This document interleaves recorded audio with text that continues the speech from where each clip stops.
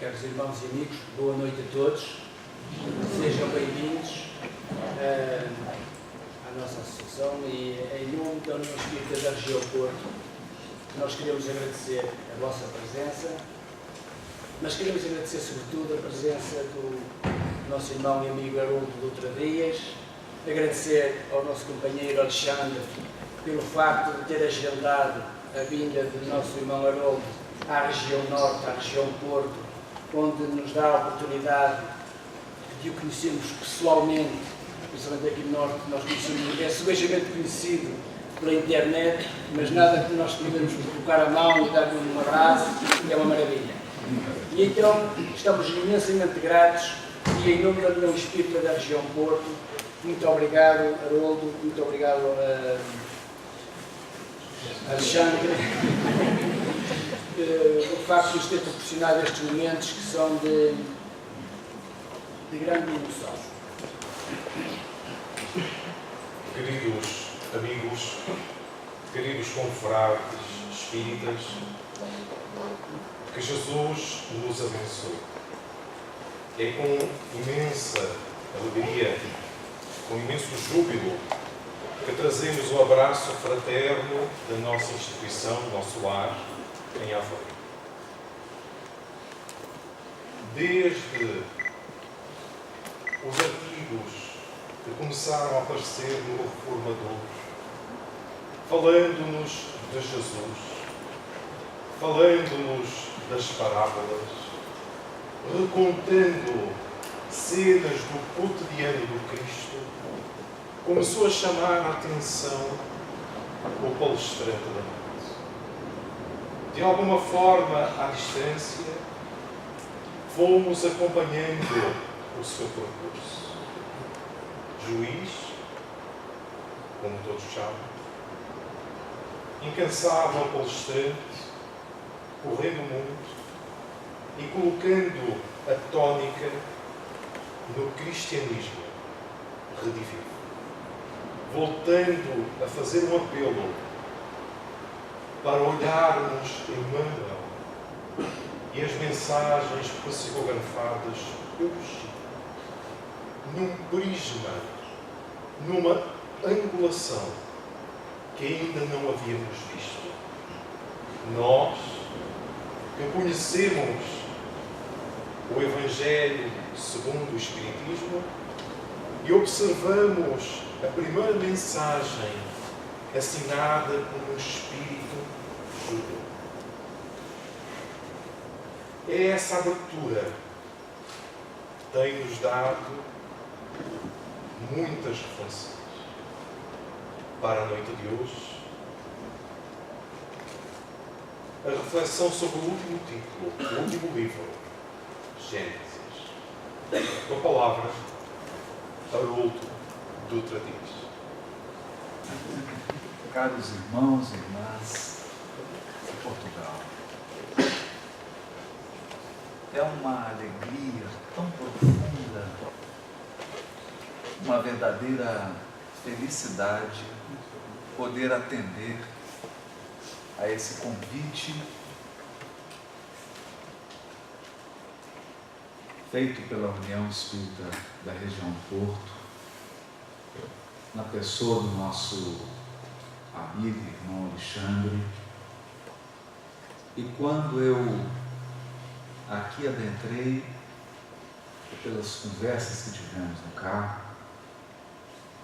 poder estar no país da veneranda Santa Isabel, a veneranda de nosso lar, e poder andar pelas suas terras, é para nós um motivo de uma alegria muito espiritual e muito profunda. Ficamos também muito felizes pelo carinho, pelo modo receptivo do povo português, que sempre nos encanta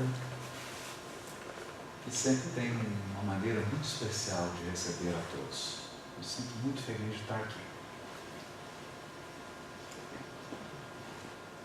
nosso tema hoje perpassa o estudo desse livro inicial do monoteísmo na Terra, que é o livro Gênesis, vindo da tradição do missionário Moisés. Mas através de uma luz muito especial, de uma perspectiva muito especial, que é a luz da doutrina espírita, que liberta os nossos corações e o nosso entendimento, a fim de proporcionar a possibilidade sonhada por muitos séculos, primeiro, de poder ter acesso a esses textos. Porque missionários como Jan Hus morreram na fogueira, simplesmente porque desejavam que o povo tivesse acesso aos escritos sagrados. E mesmo depois de ter acesso a esses escritos, pelo fato de eles estarem narrados numa linguagem simbólica, rica em metáforas, nem sempre a mente popular pôde extrair a essência espiritual que está encerrada, enclausurada nesses textos.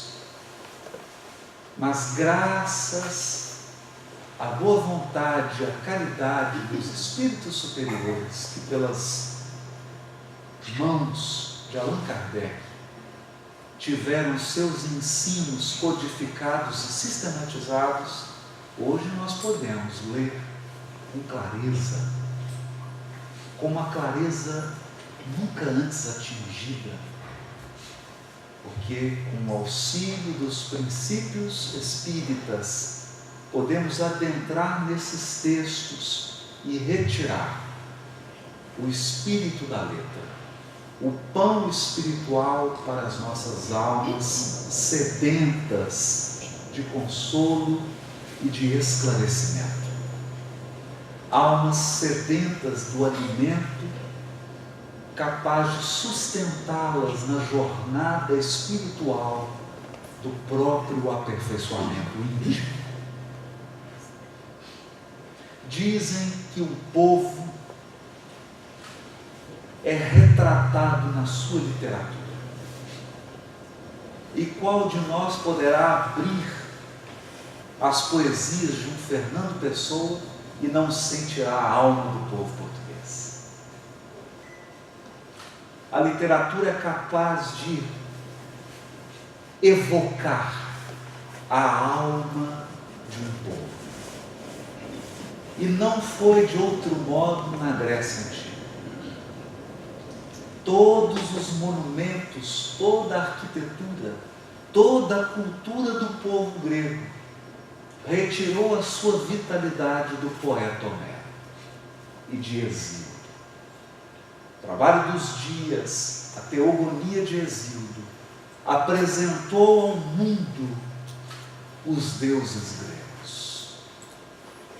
Homero, com suas duas grandiosas obras, Ilíada e Odisseia, fundamentou toda uma cultura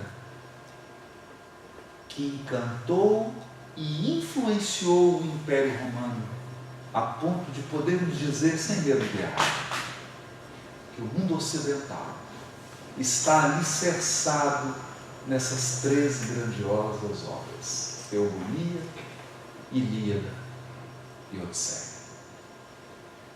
Se é assim no que diz respeito à cultura pagã do mundo ocidental, nós também precisamos acentuar, destacar, que o monoteísmo nasce também do esforço de missionários espirituais que encarnam em um período muito específico da história humana, enviados pelo governador espiritual do nosso orbe. E é através da literatura que eles perpetuarão seus nomes na história. E é através da literatura que eles deixarão gravados para as futuras gerações todo um acervo de conquistas espirituais. Conquistas espirituais adquiridas ao custo de muito trabalho, de muitas lágrimas, de muitos testemunhos, porque ao mesmo tempo em que eles encarnavam com uma missão específica de orientar o povo para a ideia monoteísta, eles também resgatavam antigos débitos espirituais adquiridos em terras longínquas. Assim, trabalhando pela divulgação da ideia de Deus único, resgatavam escabrosos débitos e teciam com suor e lágrimas a primeira revelação, aquela que implantava no espírito humano, no coração dos encarnados da terra, a ideia aparentemente singela, a ideia de que há um só Criador, um Deus todo-poderoso, de cujas mãos, em sentido metafórico, surgem todos os mundos e todos os seres da criação infinita. Estava gravado para sempre no espírito humano, através dessas páginas antigas, a revelação do Deus Criador. E por trás da ideia do Deus Criador, a ideia do Deus único ou Deus uno, a unidade de Deus, que significa que há uma só lei, a lei natural e a lei moral, que é a mesma lei que rege a intimidade dos átomos, é a lei que rege as consciências espirituais. Os mesmos princípios, as mesmas regras. Por quê? Porque o autor de todas as coisas é o Deus Todo-Poderoso. O único autor que imprime em toda a sua criação as marcas dos seus atributos divinos. Ele é todo-poderoso. Ele é único, imaterial, incorpóreo, soberanamente justo e bom. Mas há que se considerar um elemento fundamental. E nós já estamos no estágio evolutivo da humanidade em que essas coisas podem ser ditas abertamente. A primeira revelação chega ao mundo numa época em que os espíritos que aqui encarnavam estavam numa espécie de infância espiritual. Embora houvesse um progresso material abundante, embora pudéssemos observar a hegemonia do Egito, da China milenária, da Índia, dos Vedas, da Grécia, não se observava na intimidade dos seres encarnados um movimento espiritual de madureza. Éramos crianças no que diz respeito aos assuntos espirituais. E as crianças precisam ser tratadas de um modo muito especial. Há que ser destinada às crianças a pedagogia das crianças. E como as crianças não são capazes de lidar com elementos abstratos, é preciso falar de uma maneira concreta, tangível. É assim que a primeira revelação vem vazada, vem escrita, em uma linguagem quase material, uma linguagem tão concreta que nós abrimos o primeiro livro Gênesis e quase podemos tocar os símbolos. São símbolos criados por camponeses, criadores de ovelha, homens e mulheres rústicos que viviam nos campos. Não tinham diante dos seus olhos as grandes cidades de hoje. O que eles podiam observar eram os rios, o deserto pedregoso, as ovelhas, os campos, coisas simples.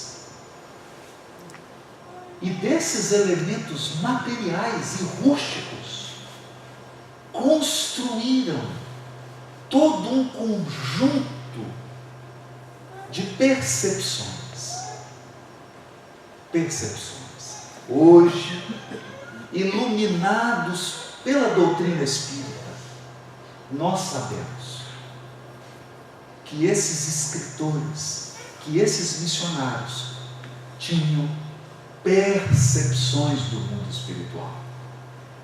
Eram intuídos, orientados pelos espíritos superiores, sob a coordenação do nosso governador espiritual, nosso Senhor Jesus Cristo. Portanto, percebiam realidades profundas, aquelas realidades que muitas vezes nós temos dificuldade de expressar com palavras, porque há sentimentos e percepções humanas que não cabem nas palavras. Os poetas sabem disso, e em Portugal nós temos muitos deles, grandes poetas, grandes, estão parados de aventura,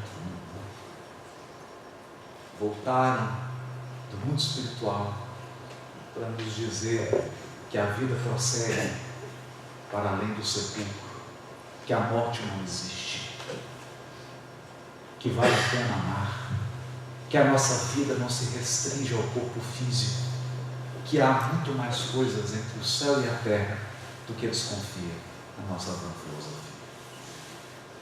Portanto, essas percepções precisavam ser vestidas, e se vestiram com a cultura da época. Examinemos algumas delas. O livro de Gênesis começa diferente de todos os outros livros das tradições. Se você abrir a Teogonia de Hesíodo, verá uma multidão de deuses. Um Deus que criou os mares, um Deus que criou a terra, um Deus que criou o sol, um Deus que criou a lua. E não raro esses deuses estão numa guerra perpétua, em luta. Os deuses nascem do conflito. O próprio rei do Olimpo, Zeus, assassina o próprio pai.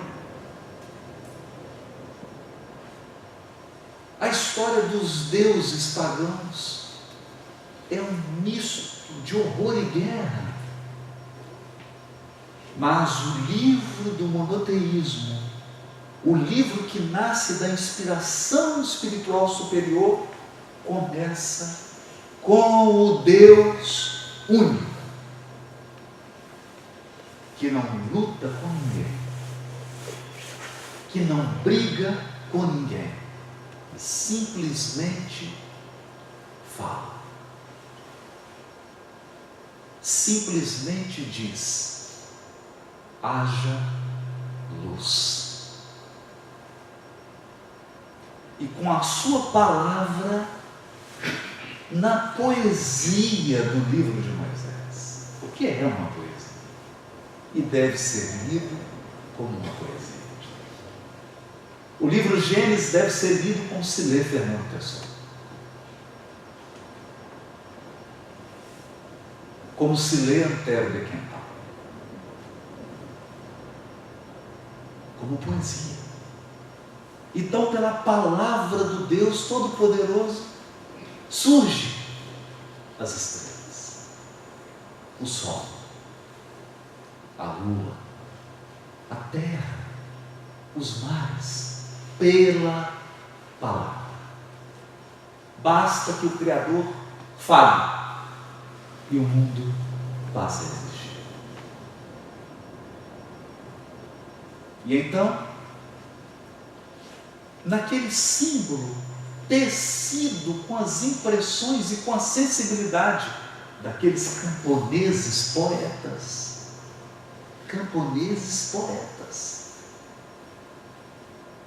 o ser humano, depois de toda a criação pronta, depois da terra, dos mares, do céu, das estrelas, do sol, das árvores, dos campos, dos animais, tomando dos elementos da terra, Deus forma, molda, como um oleiro faz com um vaso de argila, molda o corpo da espécie humana, a nos dar uma lição singela, mas espiritualmente profunda. Biologicamente, fisicamente, nós somos de barro. Somos pó. Viemos do pó e ao pó retornaremos. Se você quiser dizer isso com a linguagem da ciência de hoje, poderá dizer que o corpo humano é feito de hidrogênio, de oxigênio, de carbono e de nitrogênio, os 4 elementos químicos principais na composição do corpo humano. E que tão logo morremos, nosso corpo físico se decompõe nesses mesmos elementos. Ou talvez você poderá dizer a mesma coisa com a linguagem da ciência de hoje. Poderá dizer que o oxigênio nós recebemos gratuitamente. O hidrogênio, gratuitamente. O carbono está presente abundantemente. Mas a nossa grande luta é pelo nitrogênio. Esse sim. O elemento fundamental de todas as proteínas. Não há uma sequer das proteínas fundamentais, dos compostos químicos essenciais, que não tenha presente o elemento químico, nitrogênio. E é pelo nitrogênio que nós temos que suar, trabalhar. É pelo nitrogênio que nós empreendemos guerra, lutas, esforço para a conquista do nitrogênio. Então, na maneira simples dos camponeses, eles davam-nos lições grandiosas. Deus forma o corpo, que é material. Forma o primeiro ser humano. E na singeleza desses camponeses poetas, que nome irá receber o primeiro ser humano? O nome do barro do qual ele foi formado. A terra era chamada de Adamá. E o primeiro ser humano é Adão, aquele que vem da Adamá, da terra, o terreno. A tradução em português mais perfeita deveria ser terreno. Ou, se você tiver um pendor mais místico, terráqueo. O terreno, aquele que vem da terra, para nos lembrar da fragilidade de um ser humano. Basta 24 horas sem água e você entra num estado de desidratação fatal.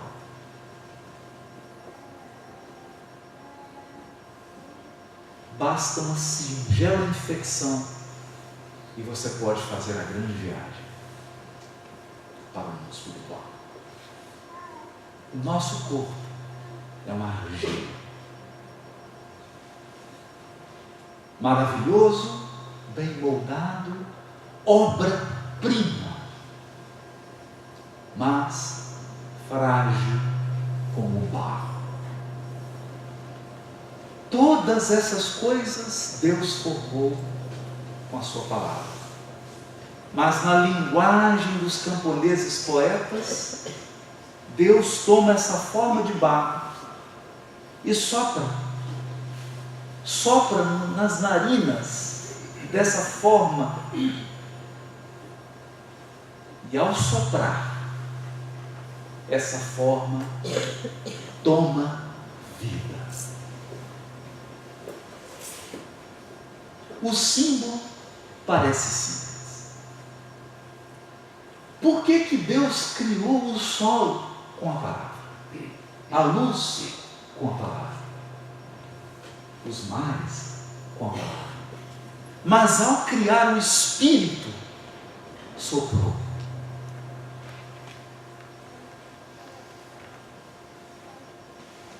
Por quantas horas você é capaz de falar? Alguns são mais faladores, outros menos.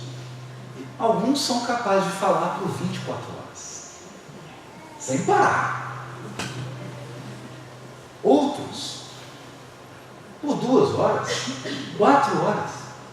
Mas eu pergunto, por quanto tempo você é capaz de soprar? Pouco tempo. Talvez aquele que é capaz de permanecer 12 horas falando ininterruptamente, e geralmente mal dos outros, não é capaz de soprar por 1 minuto. Experimente. Experimente soprar ininterruptamente por 5 minutos. Quando a linguagem desses camponeses poetas diz que Deus soprou, é para dizer do esforço divino que exige a criação dos espíritos. Os espíritos vêm do mais profundo de Deus. Deus cria universos com uma palavra. Mas como os espíritos são essência divina, ele sopra, vem de dentro, exige um esforço monumental e divino a nos lembrar, nós, embora portadores de um corpo físico frágil e perecível, viemos da intimidade do próprio Deus. É o que dirá o Salmo: vós sois deuses, com D minúsculo, a nos recordar da nossa origem divina, da nossa essência divina. Os séculos transcorrerão até que venha a doutrina espírita para nos explicar essas revelações singelas que os camponeses tiveram. Virá a doutrina espírita e nos dirá: Deus cria a matéria e os mundos, mas cria também os seres inteligentes da criação, perfectíveis, não perfeitos, perfectíveis. A palavra é singela, mas profunda. Nós não fomos criados imperfeitos, fomos criados perfeitos em potencial, perfectíveis, com a missão do próprio aperfeiçoamento espiritual. E é em busca desse aperfeiçoamento espiritual que nós encarnamos múltiplas vezes, vivemos as mais variadas experiências. Por vezes, dirá Allan Kardec, no item 4 do livro Espiritismo, na sua expressão mais simples, por vezes escolhemos o caminho mais curto, que é o caminho do bem, mas outras vezes escolhemos o caminho mais longo, que é o caminho do mal, repleto de angústias e sofrimentos para as nossas almas, embora também rico de aprendizado e de aperfeiçoamento. Porque todos os caminhos conduzem a Deus, os do bem e os do mal. Os do mal levam mais tempo, doem mais, provocam-nos angústias, dores indizíveis. Os caminhos do bem, por sua vez, sempre deixam um perfume sublime em nossas almas, sempre são curtos e diretos, objetivos e práticos. E é em se aperfeiçoando que nós nos aproximamos da divindade, porque Deus é a pureza perfeita, Deus é a luz suprema, é a inteligência suprema. Não há um ato de irracionalidade em Deus, tudo é sabedoria plena, e tudo em Deus é amor infinito, bondade infinita. À medida que nos aperfeiçoamos, progredimos também em inteligência e progredimos em sentimento. Nos depuramos, nos iluminamos e assim nos aproximamos da divindade. E uma vez próximos da divindade, dirá Kardec, o mesmo Espiritismo na sua expressão mais simples, nos tornamos administradores dos mundos materiais. Porque a matéria é administrada pela inteligência, pelos seres inteligentes da criação. Lições singelas resgatadas pelo Espiritismo. Singelas, mas que podem ser vistas lá nos textos da tradição antiga do monoteísmo, no ato de sofrer, nesse esforço gigantesco do Criador, a nos dizer que num corpo humano há uma parte perecível e frágil, por vezes angustiosamente frágil, mas há também uma essência divina que sobrevive à morte física. Uma essência divina que deve ser atendida nos seus interesses. E hoje, passados séculos e séculos da primeira revelação, nós olhamos os noticiários da América e do Velho Mundo e ficamos estarrecidos, porque a humanidade parece uma embarcação sem rumo. Os seres humanos estão absolutamente perdidos, abandonaram a bússola, o referencial espiritual das vidas humanas. Vivemos unicamente para atender às necessidades sem fim, do nosso corpo perecível. Por que necessidade sem fim? Porque você toma água agora, para daqui a algum tempo voltar a ter uma sede terrível. Você almoça hoje e terá que almoçar amanhã. Você dorme agora e amanhã inevitavelmente terá que dormir. São necessidades sem fim. E ao lado dessas necessidades básicas do nosso corpo perecível, há as necessidades que o espírito inquieto cria fantasiosamente para as suas vidas. Necessidade de possuir, necessidade de reter, necessidade de controlar, necessidade de comandar. E assistimos agora o fim de um projeto, de um ambicioso projeto. Ambicioso projeto que teve seu ápice na Grécia Antiga, quando Deus foi retirado das cogitações humanas e foi colocado no centro dessas cogitações um ser humano.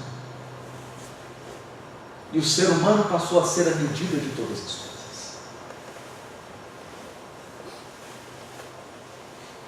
O Criador Todo-Poderoso foi relegado ao abandono. Os interesses espirituais foram esquecidos.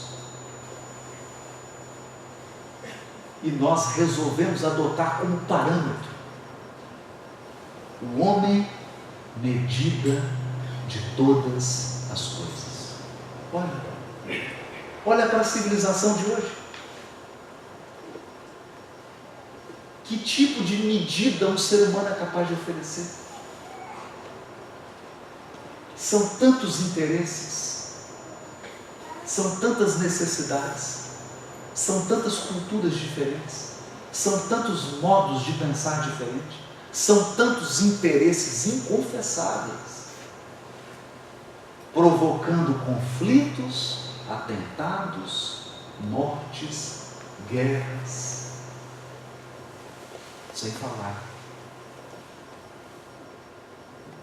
na exploração do ser humano pelo próprio ser humano. Então, nesses momentos de tormenta, preditos pelos missionários do passado, preditos, porque sabiam que o caminho que tomávamos daria nesses resultados. Sabiam que esse caminho que nós havíamos escolhido nos levaria a esse naufrágio da civilização. Naufrágio por quê? Porque a vida, a própria vida humana, perde valor. E nesse momento de tormenta, surge a luz da revelação espiritual.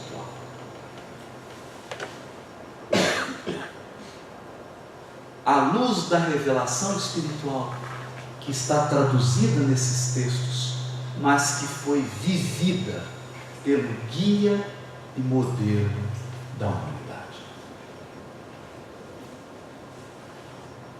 Portanto, todos os textos da tradição apontam para um ser.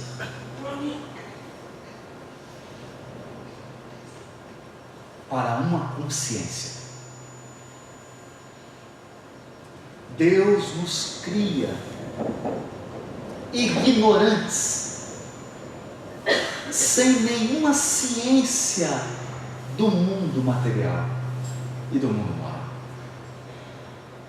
E à medida que a evolução se dá, nós vamos adquirindo conhecimentos e habilidades que nos tornam capazes.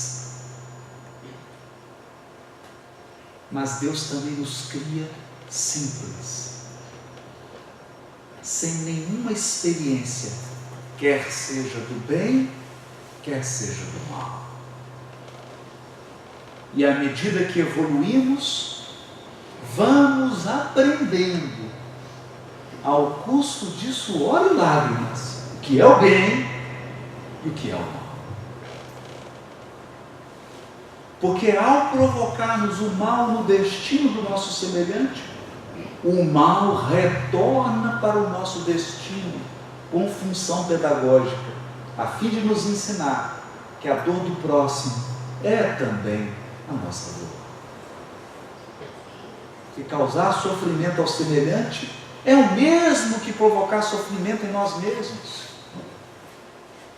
E assim, de experiência em experiência, vamos perdendo aquela simplicidade, aquela ingenuidade do princípio e vamos nos tornando espíritos experientes, vividos, amadurecidos pelo tempo e pela evolução. E quanto mais nos aperfeiçoamos, mais brilha em nós a lei divina gravada em nossas consciências. Ocorre que a beleza do Espiritismo é que ele nos apresenta Jesus numa nova perspectiva, em um novo ponto de vista. Jesus não é mais apenas um símbolo religioso.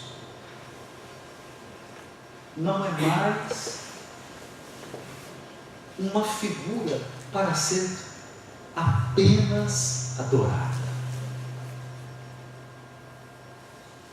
Jesus agora nos é apresentado como um modelo de consciência espiritual que está em total harmonia com as leis divinas.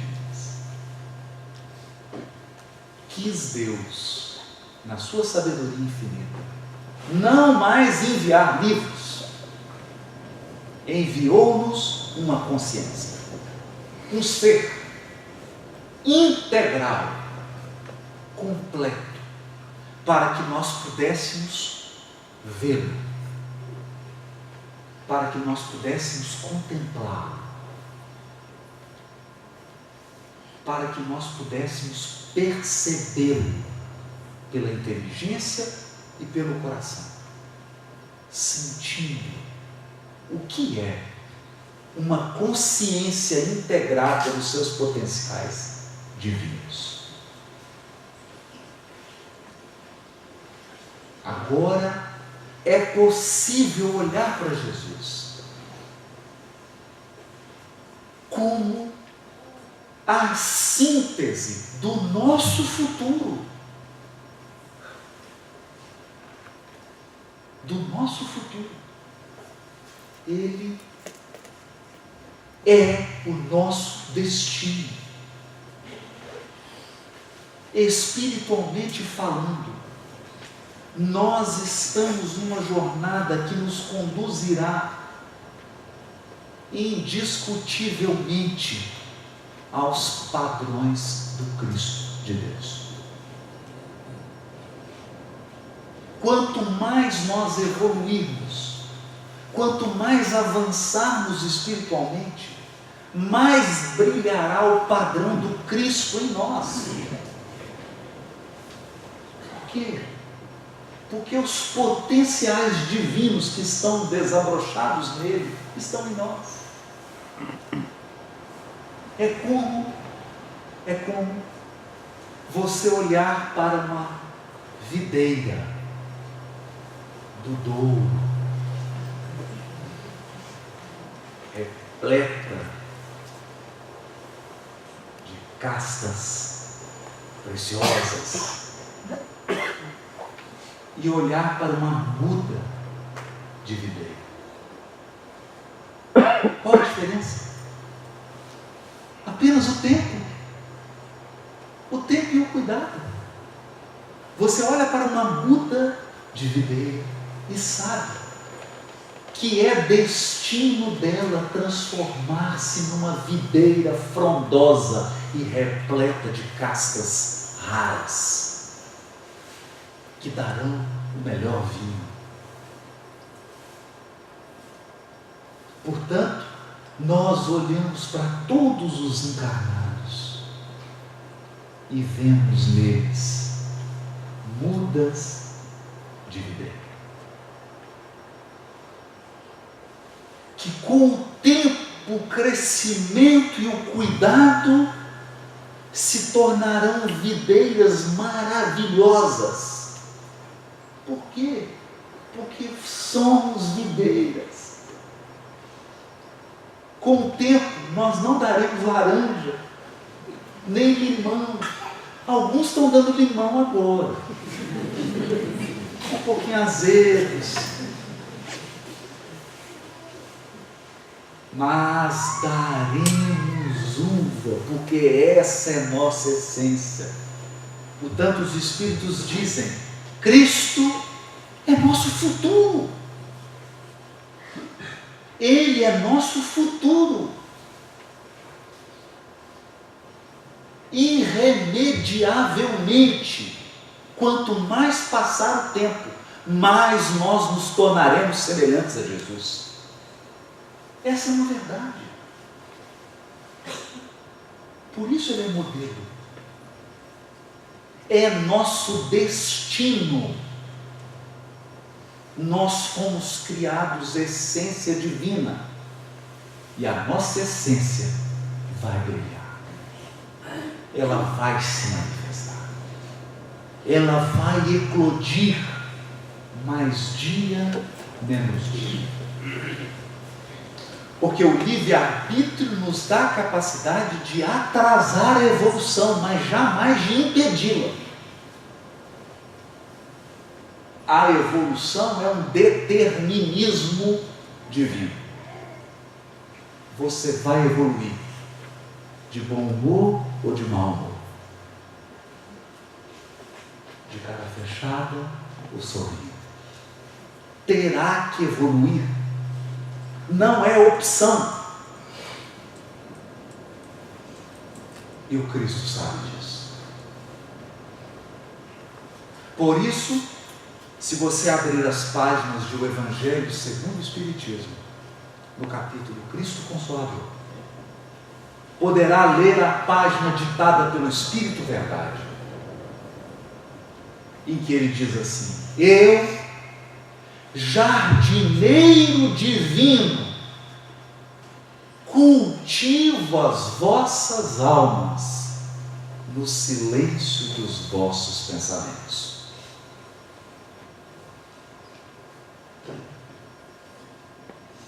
Você quer ver isso de perto? Eu cruzei o Atlântico para ver isso. Tive que cruzar o Atlântico para ver as vinícolas do Dom. E o vinicultor enxerta a muda na base. As vinícolas daqui têm 300 anos. Ele enxerta a muda, ela vai crescendo, e quando a muda é jovem, ela é jovem. Ela é do jeito dos jovens. Então ela dá folha para tudo quanto é lado. Ela não tem disciplina. Então o que ele faz? Poda. Corta a folha, corta um galho, coloca um pedaço de madeira para que ela cresça na direção reta. E ele então tira tudo quanto é erva que possa prejudicar. E ele então faz o quê? Uva boa é uva que sofre. Se você der muita água para a videira, só dá uva ruim. Se você der um clima tranquilo para a videira, não dá uva boa. Ela precisa de extremos. Frio e calor, variações elevadas de temperatura. solos difíceis. As videiras precisam de condições especiais para darem boas vinhas. Sabe que condições são essas? Condições adversas. E o que o Espírito precisa para brilhar? Provas e expiações.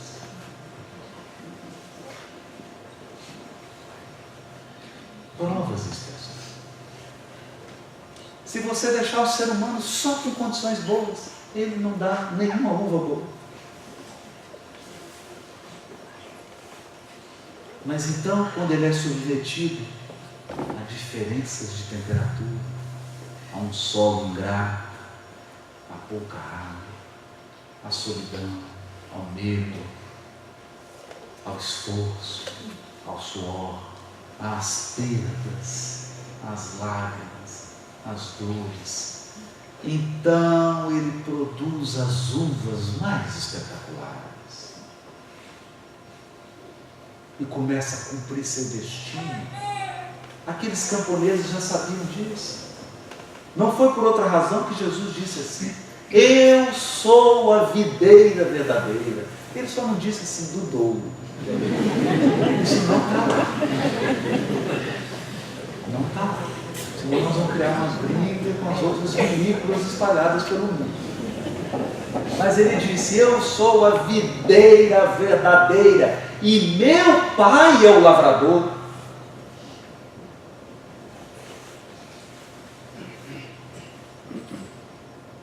Qualquer vinicultor sabe interpretar isso. Porque isso é um símbolo vivo. Um vivo. Deus cultiva nossas almas. Faz podas. Tira água. Tira nutrientes. Coloca baixas temperaturas, altas temperaturas. Nós já fomos almas jovens. Hoje somos almas mais experientes. Quando você é uma alma mais experiente, você é uma alma mais cuidadosa, menos tola, mais sábia, mais prudente. E nós então vamos tendo contato com almas mais prudentes que as nossas. E eu então vejo, citando a conversa do nosso querido amigo Alexandre de hoje, eu vejo videiras jovens e tolas ao lado de videiras velhas e experientes. Eu vejo Dom Diniz ao lado de Isabel Jara.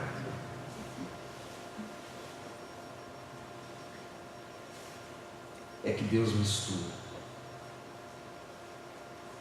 Coloca espíritos superiores ao lado de almas tolas como as minhas, por exemplo. Não posso falar por ninguém. Espíritos superiores ao lado de almas tolas, para que a gente aprenda quem é você. Quem é você? Você é o corpo de barro? Ou você é o sopro de Deus? Você acha que todo o seu amor, que toda a sua sabedoria, que todo o seu esforço, que toda a sua luta vai ficar no caixão?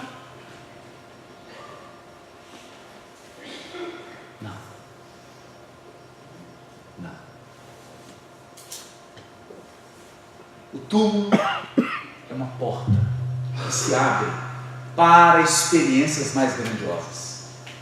Eu diria, para as verdadeiras experiências, as eternas. Portanto, o Espiritismo nos devolveu a genuína espiritualidade dos textos sagrados. Porque hoje nós olhamos para Jesus como o sol da imortalidade, nosso guia e modelo, como aquele vinicultor que irá cultivar as nossas almas até que elas possam produzir o melhor dos vinhos, espiritualmente falando. o melhor deles. Nesse dia, quando Cristo houver completado o seu trabalho em nossas almas, nossas palavras serão somente e tão somente palavras de amor e bondade. Nossos pensamentos serão unicamente pensamentos de sabedoria, de beleza e de amor. Nossos gestos serão a fraternidade pura. Nossos hábitos serão simples. Seremos grandes por dentro. Seremos realeza interior. Seremos puros, profundamente puros e simples, como as águas cristalinas do Douro. Seremos esperança, fé, inteligência, primor, cuidado, disciplina. Quando a obra se concluir, estaremos mais próximos do Criador. E então, ocuparemos a parte que nos toca na criação. Nos transformaremos em administradores dos mundos e em pedagogos das almas mais simples e mais jovens que as nossas. Essa é a evolução espiritual. É isso que esses textos tentaram dizer e disseram. E é isso que as luzes da doutrina espírita lançam sobre esses textos, para nos ensinar: brilhe a vossa luz. Como diz Emmanuel no capítulo 30 do livro Fonte Viva, porque nós também trazemos o gene da divindade. Deus está em nós, tanto quanto nós estamos em Deus. Educa e transformarás a animalidade em humanidade, a humanidade em angelitude. Educa. A obra do Cristo é uma obra eminentemente educativa. Não a educação formal das universidades, não a educação formal das escolas, a educação das almas. Das almas. E é nesse sentido que nesses momentos de tormento na Europa, no mundo inteiro, nós sabemos que a revelação espírita é luz para as nações, luz para os corações. Não porque veio substituir as demais religiões, não. É luz porque veio nos recordar de que nós não somos o corpo de argila, nós somos o sopro de Deus. Nossa vida não termina no túmulo. Nossos interesses são interesses maiores e mais grandiosos que os interesses do corpo perecível. Nosso destino é a grandeza espiritual, por enquanto, impossível de ser totalmente visualizada por nós.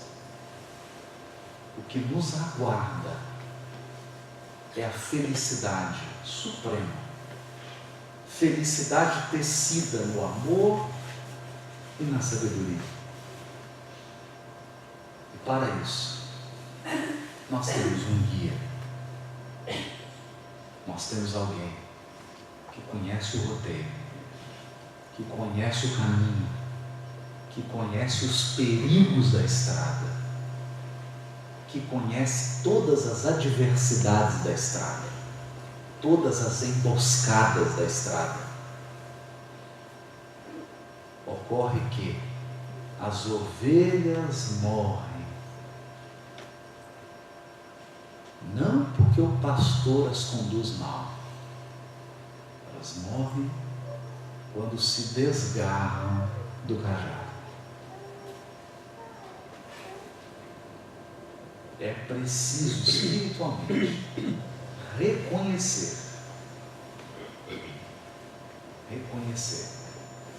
que estamos sob condução espiritual.